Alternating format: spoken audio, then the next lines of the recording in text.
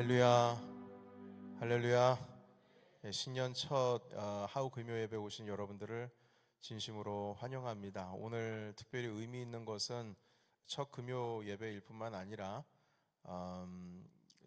그 신년 주일 있기 전에 사실 새벽 기도회는 기도회로 드리지만 예배로서는 첫 예배를 하나님께 또 드리는 겁니다. 그런 의미에서 오늘 좀 의미가 있습니다. 그래서 우리 함께 하나님 앞에 더 정성스럽게 이 첫 예배를 주님께 드리면 좋겠습니다. 오늘 주님 주신 말씀 열왕기하 8장 1절에서부터 6절까지의 말씀 우리 같이 읽어보도록 하겠습니다.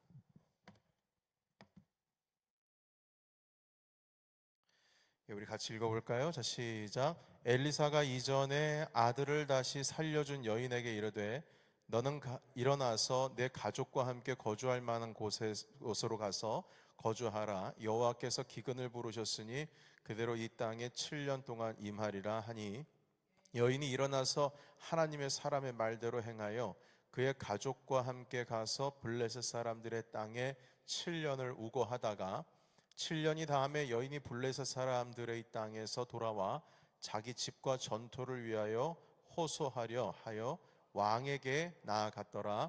그때의 왕이 하나님의 사람의 사환 게하시와 서로 말하여 이르되 너는 엘리사가 행한 모든 큰 일을 내게 설명하라 하니 게하시가 곧 엘리사가 죽은 자를 다시 살린 일을 왕에게 이야기할 때에 그 다시 살린 아이의 어머니가 자기 집과 전토를 위하여 왕에게 호소하는지라.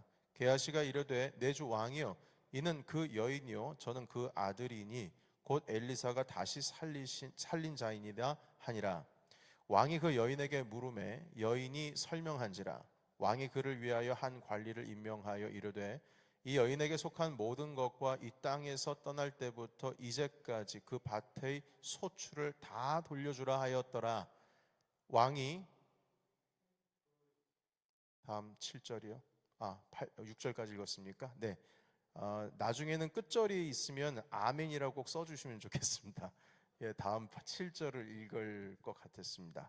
예, 여기까지 읽고 오늘 그가 돌아왔다라는 제목 가지고 하나님 말씀 함께 나누겠습니다. 자, 오늘 우리가 읽은 먼저 말씀을 나누기 전에 우리가 지금 큰 주제로 하나님 말씀 함께 나누고 있는데 그것은 하나님의 유턴, 그러니까 주님께로 돌아가는 회복의 주제를 가지고 계속 우리 함께 말씀을 나누고 있습니다. 오늘 그 세 번째 시간인데요.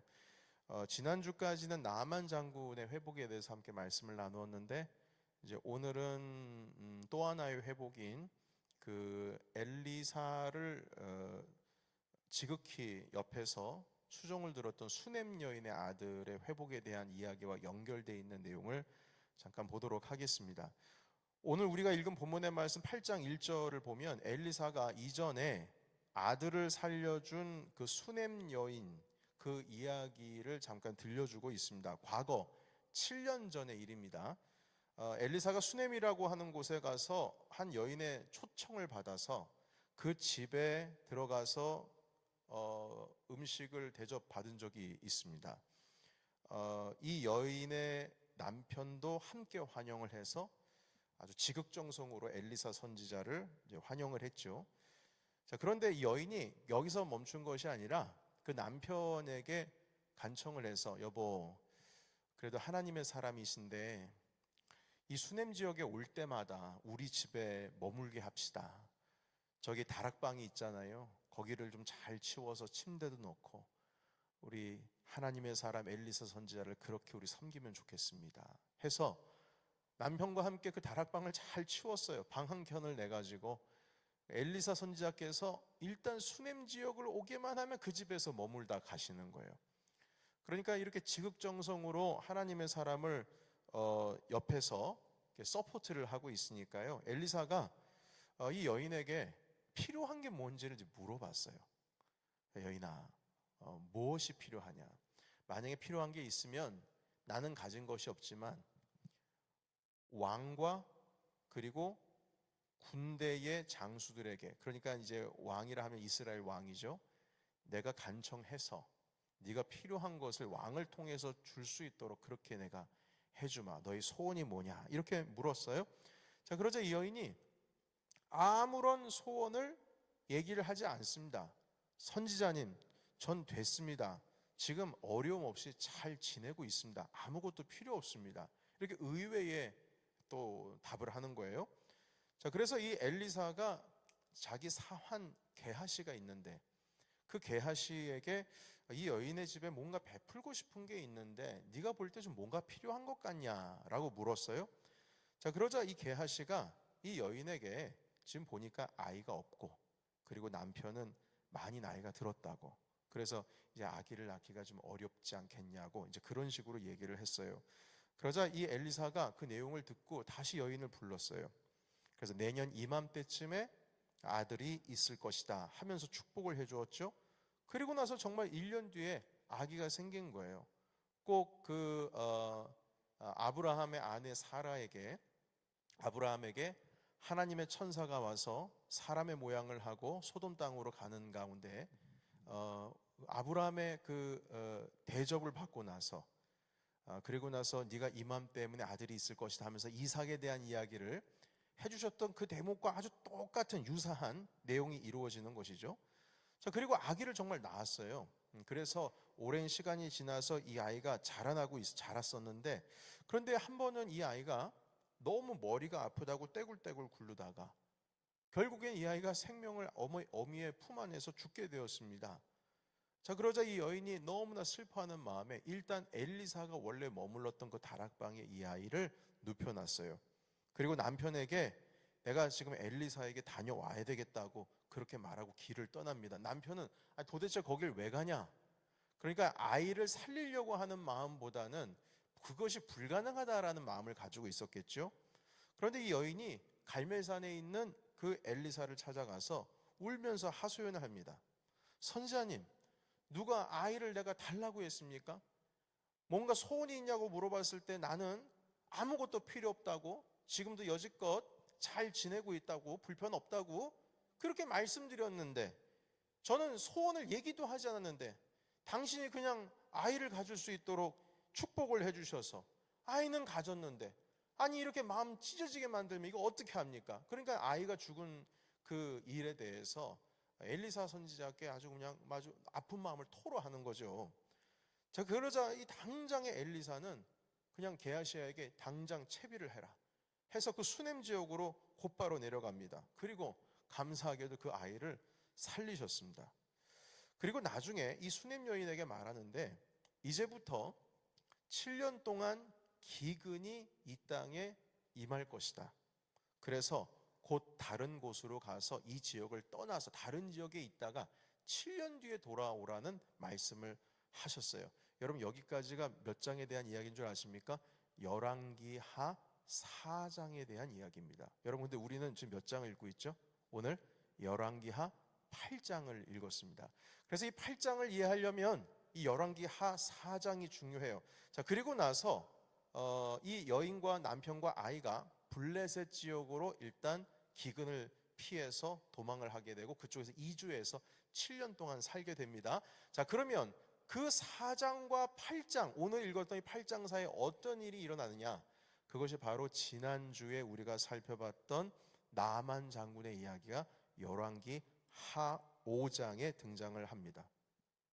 나병 환자였던 수리아, 아람 나라의 나만 장군이 요단강에서 7번 몸을 씻고 그리고 낫게 되는 이야기죠. 자, 그러니까 이 나만 장군이 고침을 받은 이야기가 그 7년 이스라엘의 기근이 있을 때쯤에 있었던 일이 된 것입니다.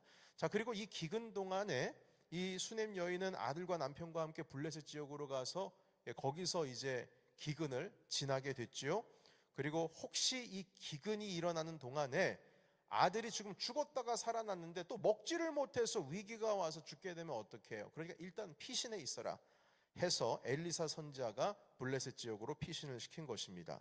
자, 그런데 문제가 생겼습니다. 그 문제는 이제 오늘 우리가 읽은 8장 1절에서부터 생기는 문제인데요. 7년 만에 이 여인이 아들과 남편과 함께 집으로 돌아왔는데 그 7년 동안에 집을 비운 사이에 그 집안에는 다른 사람들이 와서 살고 있고, 그리고 자기들이 농사를 지어가지고 일궈 놓은 밭은 그 다른 사람들이 다 차지해서 그 밭에 농사를 지고 소출을 지금 가로채고 있는 것이죠. 그래서 아니 여기 우리 땅입니다. 당신 당장 나가세요. 우리가 잠깐 피해 있는 동안에 어떻게 이런 일이 있을 수가 있습니까? 하니까 그 사람들이 나가요, 안 나가요? 예, 안 나갑니다. 그래서 여인이 아들과 함께 남편과 함께 지금 왕에게 이 일을 하소연하려고 온 것이죠. 그래서 오늘 이것이 우리가 읽은 본문 말씀인데요. 다시 한번 읽어볼까요? 1절에서 3절에 있는 말씀을 제가 읽어보도록 하겠습니다. 빠른 속도로 한번 보셔요. 엘리사가 이전에 아들을 다시 살려준 여인에게 이르되 너는 일어나서 네 가족과 함께 거주할 만한 곳으로 가서 거주하라. 여호와께서 기근을 부르셨으니 그대로 이 땅에 7년 동안 임하리라 하니 여인이 일어나서 하나님의 사람의 말대로 행하여 그의 가족과 함께 가서 블레셋 사람들의 땅에 7년을 우거하다가 7년이 다음에 여인이 블레셋 사람들의 땅에서 돌아와 자기 집과 전토를 위하여, 여기서 전토는 밭이죠, 그것을 위하여 호소하려고 왕에게 나아갔더라. 여러분, 이 뜻이 그 땅을 잃어버린 겁니다. 자, 그런데 놀라운 일이 일어납니다. 때마침 엘리사의 사환인 게하시가 왕에게 과거에 엘리사가 수넴 여인과의 관계 속에서 있었던 일에 대한 그 기적들, 그것을 왕에게 이게 이야기를 해주고 있었어요. 그때 죽었던 애가 한번 살아난 적이 있다고. 그 7년 전의 일을 왕에게 게하시가 이야기를 하고 있는데 그 때마침 이 여인이 아들을 데리고 재판받으려고 왕 앞에 딱 등장을 한 거예요. 여러분, 이게 타이밍이 정말 우연하게 맞은 거예요. 그 부분을 하나님 주신 말씀을 우리가 개역 개정으로 지금까지 읽었는데, 지금 우리가 3절까지 읽었는데 4절부터는 쉬운 성경으로 좀 읽어보도록 하겠습니다. 바꿔주시겠습니까? 4절부터 5절까지 말씀 제가 읽어볼게요. 그때, 이때는 이제 여인이 들어왔을 때입니다. 이때 왕은 엘리사의 종인 게하시와 이야기를 나누고 있었습니다. 왕이 게하시에게 말했습니다. 엘리사가 보여준 놀라운 일들을 다 이야기해 보아라. 그러자 게하시는 왕에게 엘리사가 죽은 사람을 다시 살려낸 이야기를 들려주었습니다. 그때 마침 엘리사로 말미암아 아들의 목숨을 살린 적이 있는 수넴 여자가 들어와서 왕에게 자기 집과 땅을 돌려달라고 부탁했습니다. 게하시가 말했습니다. 내 주 왕이시여, 이 여자가 바로 그 여자입니다. 그리고 엘리사가 이 아이를 살려 주었습니다. 아멘. 그러니까 이 그 죽은 자를 살렸던 이야기를 게하시가 왕에게 막 이런 일이 있었고요, 저런 일이 있었습니다, 엘리사 선지자에 대해서 이야기를 하고 있을 때, 그때 비로소 지금 얘기하고 있는 그 사람이 들어온 거예요. 타이밍이 절묘하게 맞았죠. 자, 그래서 이 왕이 게하시의 말을 듣고 다시 그 여인이 가지고 있었던 땅, 밭, 그리고 집 다 돌려주라고 명령을 했고요. 그리고 7년 동안 이 땅에서, 그 밭에서 어떤 다른 사람이 취하여 가지고 낸 그 수익, 소출, 그것도 7년치를 다 돌려줘라 명령을 내렸습니다. 그래서 이 여인과 남편과 이 아들이 완전히 회복이 된 겁니다. 그 7년 동안 없었던 동안에 일어났던 밭의 소출에 대한 수익도 물론 기근이 있었던 것이지만 그것도 다 돌려받게 되었어요. 완전히 회복이 일어난 겁니다. 자, 그런데 여러분, 이제 제가 여러분들과 함께 나누고 싶은 이야기는 지금 이 순간 여기서부터 이제 진짜입니다. 여러분께서 이 말씀을 읽으면서 혹시 눈치를 채신 분들도 있으시겠지만 한 가지 희한한 사실 하나가 발견하게 됩니다. 그것은 무엇이냐면, 왜 게하시가 지금 왕 옆에 있냐는 이것입니다. 여러분, 게하시는 우리가 알다시피 7년 전에 나만 장군이 회복되었을 때에 나만에게서부터 선물, 그것을 엘리사가 분명히 받지 말라고 했는데 엘리사 선지자에게 거짓말을 하고 은 2달란트와 그리고 고급진 옷을 선물로 받았어요. 몰래 받은 겁니다.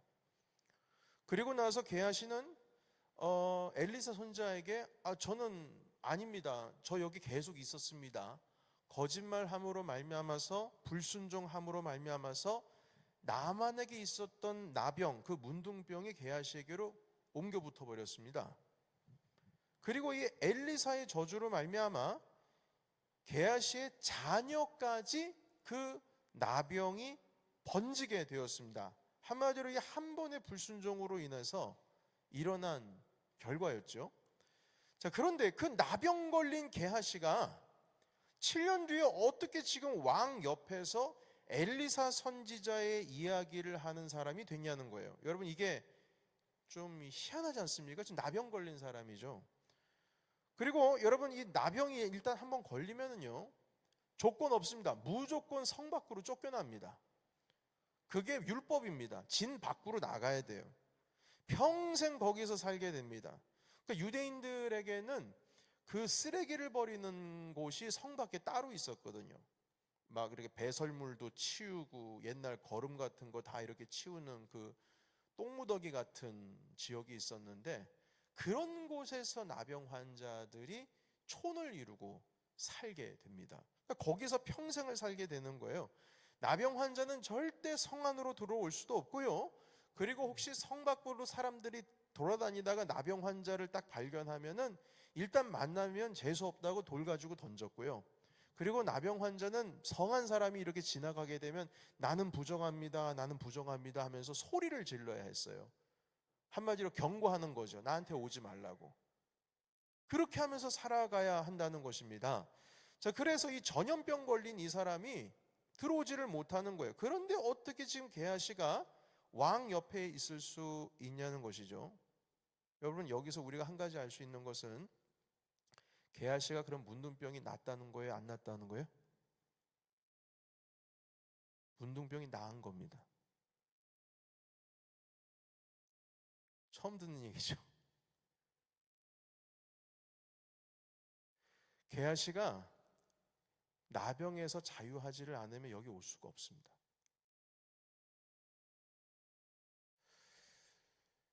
심지어 자녀들까지 모두 나병에 걸렸어요.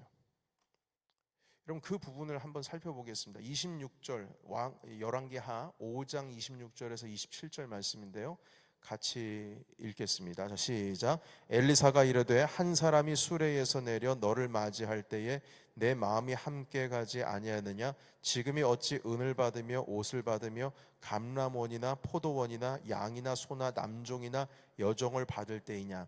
그러므로 나만이 나병의 내게 들어 내 자손에게 미쳐 영원토록 이르라 하니 게하시가 그 앞에서 물러나오매 나병이 발하여 눈같이 되었더라. 아멘. 지금 우리가 몇 장을 읽고 있습니까? 열왕기하 5장 읽고 있습니다. 그런데 우리가 읽었던 오늘의 본문 말씀은 몇 장의 이야기입니까? 열왕기하 8장 이야기입니다. 게하시가 왕 옆에서 엘리사와 왕과의 그 중간 다리를 연락하는 연락 장교처럼 지금 서 있는 겁니다. 여러분, 이 왜 어떻게 회복이 된 것일까에 대한 것은 성경에서 어떤 과정이 있었는지에 대해서는 구체적으로 설명을 해주고 있지는 않습니다. 그러나 한 가지 우리가 알 수 있는 것은, 이제 그것은 to be continue로 다음 주에 그 이야기를 말씀드릴 텐데 궁금하시죠? 그럼 다음 주에 오셔야 돼요. 이게 어떻게 된 일일까? 중요한 것은 회복이 된 거예요. 회복이 안 되면 왕 옆에 올 수가 없습니다. 그래서 유대인의 랍비들은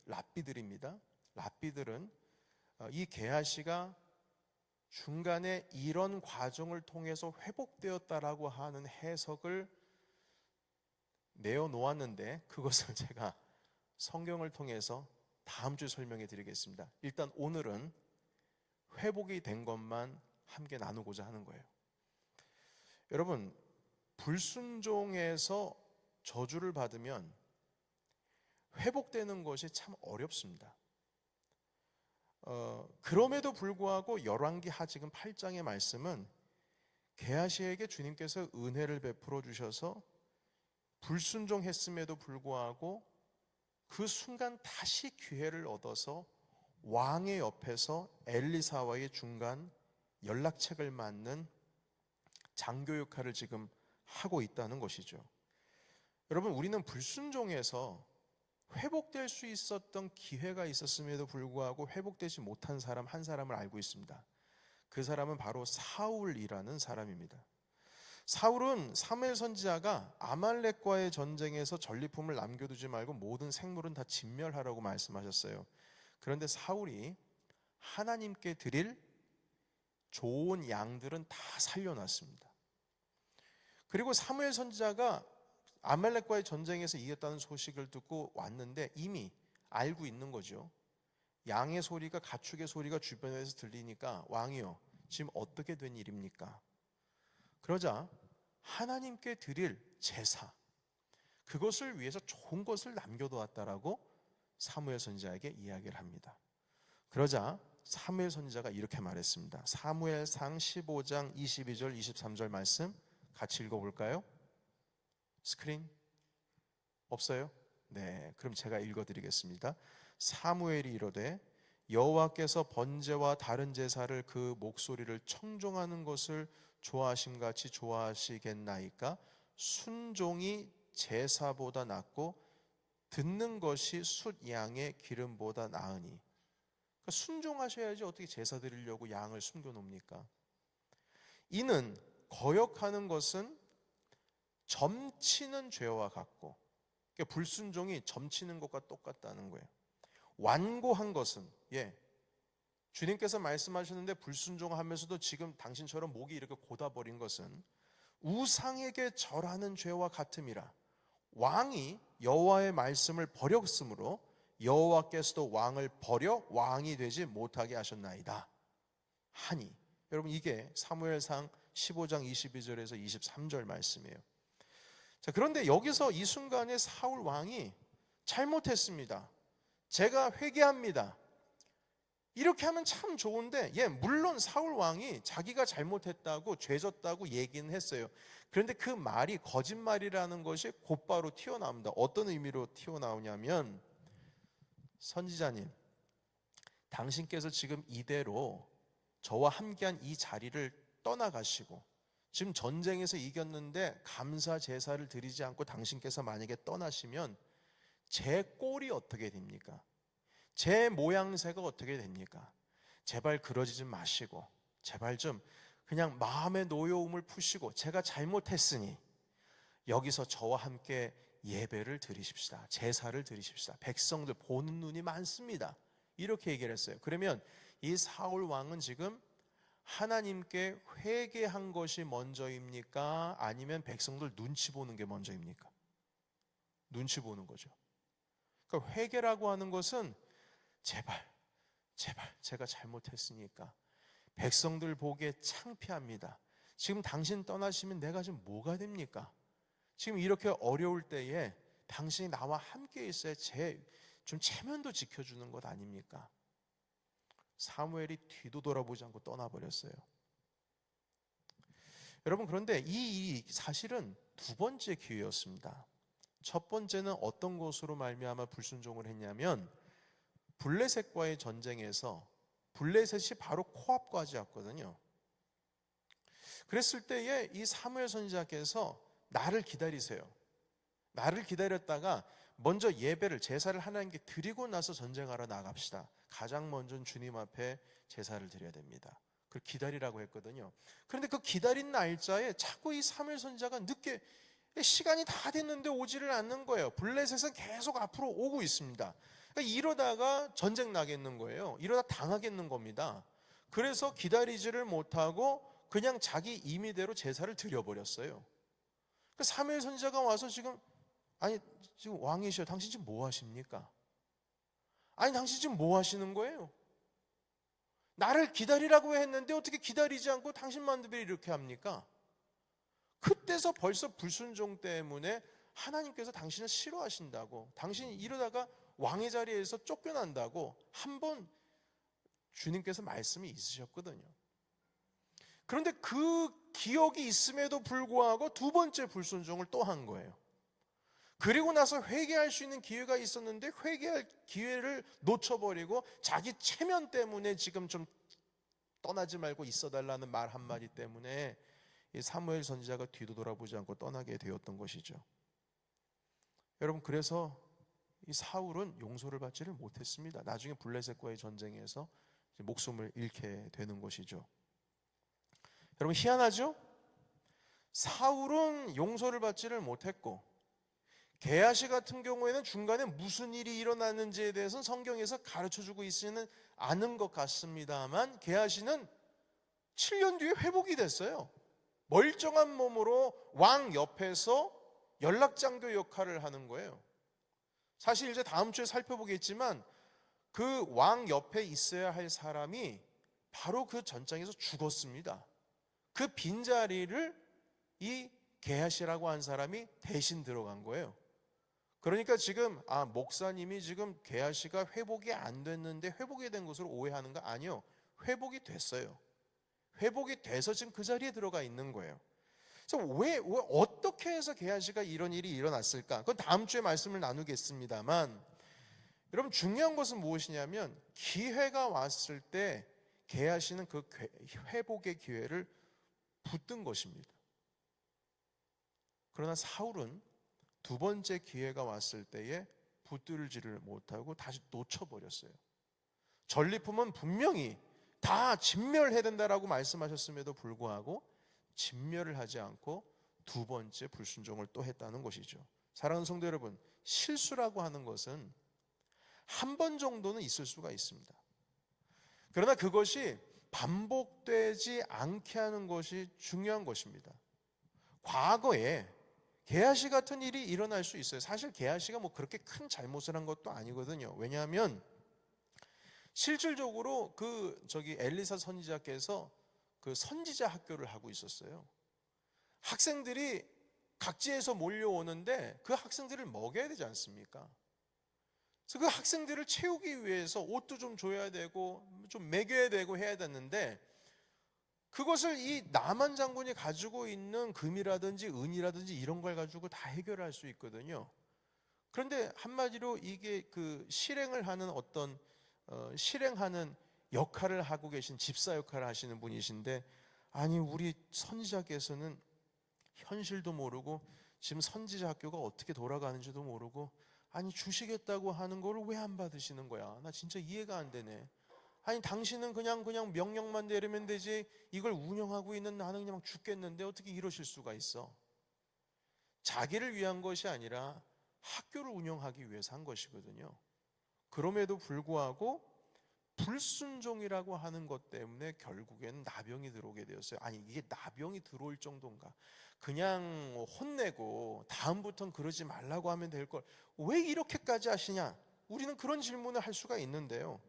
중요한 것은 불순종이라고 하는 그 힘이 어마어마하게 큰 잘못이라는 겁니다.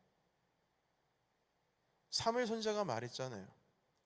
이 불순종하는 것은 바로 우상을 섬기는 것과 점치는 것과 같다고요. 여러분, 결국에는 첫 번째 게하시는 실수를 하게 되었지만 두 번째 기회가 왔을 때는 그것을 회복의 기회로 잡고 주님 앞에서 온전히 회복할 수 있게 되는 일들이 일어나게 된 것입니다. 여러분, 개인적으로 제가 드는 생각은 무엇이냐면 게하시가 7년 동안에 적어도 나는 병들었는데 나만이라고 하는 이방 사람은 회복에 대해서 지나갔다는 거예요. 그랬을 때 고민 정말 많이 했을 겁니다. 만약에 제가 게하시라면 머리 둘려서 하나님 아버지 앞에 내가 어떻게 하면 회복될 수 있을 것인지에 대해서 공부를 좀 했을 것 같아요. 나만 장군이 지금 어떤 타이밍에서 회복을 했고 어떤 타이밍에서 은혜가 오는데 그걸 거절할 수도 있었던 어떤 시기가 있었으며 그걸 어떻게 극복했는지를 공부했을 것 같아요. 만약에 나에게 그런 일들이 한 번 더 일어나면 나는 다시금 그 기회를 잡겠다. 하나님께서 나만을 회복하게 해주셨으면 내가 저주를 받았다 할지라도 내 아들도 지금 이 문둥병에 걸렸다 할지라도 주님께서 나를 회복해 주실 줄 믿는다. 그 믿음 가운데 서 있었기 때문에 7년 동안에 어떤 한 기회가 왔을 때 그걸 놓치지 않고 붙들었다는 겁니다. 그것은 다음 주에 To be continue로 나누겠습니다. 어떻게 붙잡게 되었는지. 여러분, 분명한 것은 우리도 비슷한 시험을 치를 수 있다는 겁니다.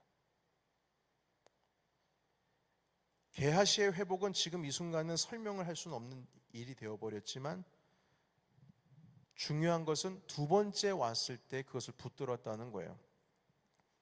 그런데 게하시에게는 또 하나 위기가 있을 수 있습니다. 그것은 무엇이냐면, 이미 내 몸은 더럽혀졌고 내 아들들의 몸도 더럽혀졌기 때문에 기회는 없다라고 생각을 하고 무너지면, 그리고 나는 될 때라 되라 인생으로 만약 계속 나아갔다면 이 두 번째 오는 기회를 못 잡았을 겁니다. 그런데 이 사람이 이걸 잡았어요. 많은 사람들은 한 번 저주가 되면, 그리고 오늘도 말씀해 보시게 되면 읽은 내용을 보면은요, 뭐라고 되어 있냐면 이렇게 되어 있어요. 왕하 열왕기하 5장 27절을 다시 한번 혹시 스크린 돌릴 수 있으면 돌려보세요. 그러므로 나아만의 나병이 내게 들어 내 자손에게 미쳐 어떻게 이르리라고요? 어떻게? 영원토록 이르리라, 이렇게 말씀하고 있어요. 그러니까 하나님의 사람의 저주는, 너의 지금 이 저주는 영원할 거다라고 얘기를 했어요. 기회가 없다고 그랬어요. 기회가. 여러분, 기회가 없어요. 그런데 게하시가 그 기회를 잡았어요. 사랑하는 성도 여러분, 하나님의 저주는 영원하다 할지라도 주님께서는 잘못했습니다, 회개합니다, 하나님 아버지 앞에 진심으로서 상한 마음을 가지고 토로하는 순간 주님께서는 모든 것을 용서해 주시는 하나님이신 줄로 믿습니다. 이건 진리입니다.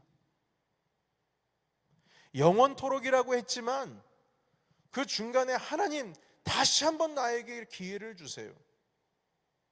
한 번 기회가 있으면 나는 다시는 그런 실수를 하지 않겠습니다. 그렇게 고백을 하고 내 인생은 이미 더럽혀졌고 이제 나락으로 떨어진, 이것이 어쩔 수밖에 없는, 이젠 평생 그렇게 살아야 하는 그런 상황 속에서도 하나님, 두 번째 기회 잡겠습니다. 결국 주님께서는 주신다는 겁니다. 여러분, 많은 사람들이 과거에 얽매여서 미래를 과거처럼 사는 사람들이 있어요.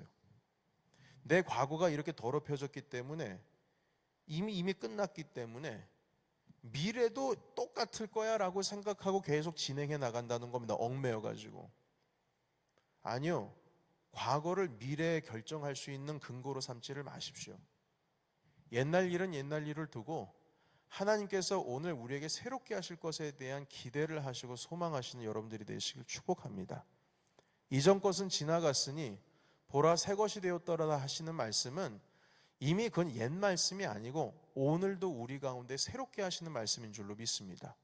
우리 가운데 있어서 하나님 아버지 앞에 우리가 붙들린 바 되고 주님의 말씀을 붙든다면 오늘 이 순간조차도 이전 것은 지나갔으니 보라 새 것이 되었도다 하시는 말씀이 우리 삶 가운데 적용될 줄로 믿습니다. 내일도 마찬가지입니다. 내일 모레도 마찬가지예요.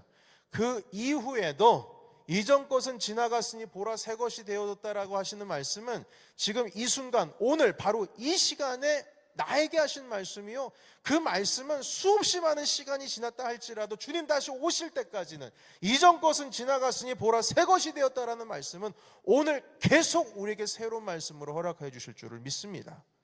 여러분들의 과거에 있었던 일을 가지고 미래를 결정짓지 마세요. 미래에는 어떤 일이 일어날지 몰라요. 하나님께서 오늘 다시금 불러주시는 2024년에 어떻게 우리를 이렇게 세워주시고 어떻게 복에 복을 더하여 주시사 지경을 어떻게 넓히실지는 아무도 몰라요. 그러나 분명한 것은 주님 앞에서 두 번째 기회가 왔을 때, 주님, 제가 주님 말씀에 순종합니다. 하나님 아버지, 내가 이 기회를 잡겠습니다. 주님, 제가 다시 한번 주님 앞에 서 있겠습니다 라고 하신다면 분명히 지경에 넓혀지는 기회는 우리에게 주어질 줄로 믿습니다.